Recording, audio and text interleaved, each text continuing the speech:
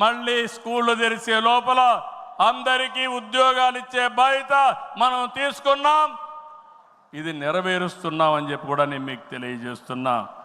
ఇదే కాదు, మళ్ళీ పారిశ్రామికవేత్తల్లో నమ్మకాన్ని కల్పించి పెట్టుబడులు తీసుకొస్తున్నాం. 11 నెలల్లో 6 స్టేట్ ఇన్వెస్ట్మెంట్ ప్రమోషన్ బోర్డు మీటింగులు పెట్టి 76 ప్రాజెక్టులకి శ్రీకారం చుట్టాం. దీనివల్ల 4,95,000 కోట్ల రూపాయలు పెట్టుబడులు వస్తున్నాయి. 4,57,000 మందికి ఉద్యోగాలు వస్తున్నాయని చెప్పి కూడా నేను మీకు తెలియజేస్తున్నా. ఇది ఒక పక్కన మీరు చూస్తే నేను ఒకటే మీ అందరికీ హామీ ఇస్తున్నాను. మీ అందరిని ఇంటింటికి పంపించి మన ఎన్నికల మేనిఫెస్టో విషయాలు చెప్పాం. సూపర్ 6 కూడా చెప్పాం.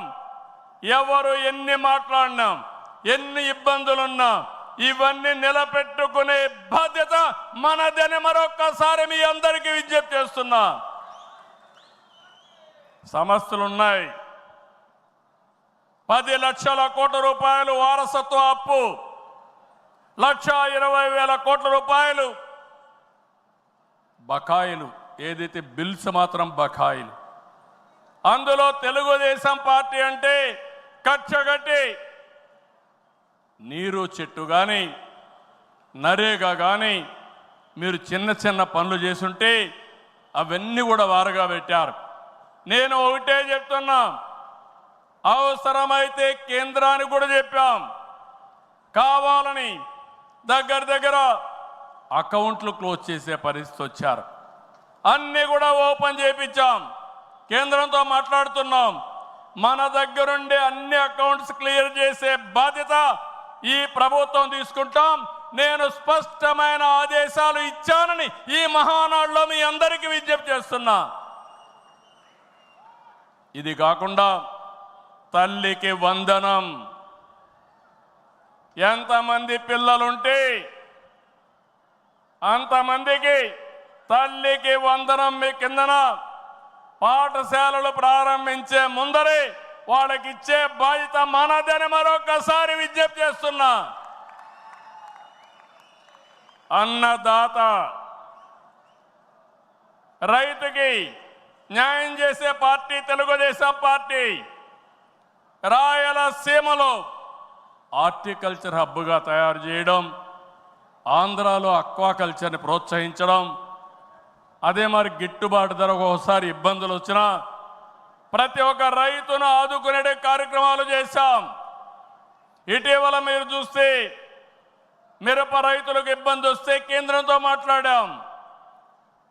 ఇంకో పక్క కోకో రైతులకు ఇబ్బంది వస్తే సబ్సిడీ కూడా ఇచ్చి మార్కెట్ ఇంటర్వెన్షన్ చేశాం.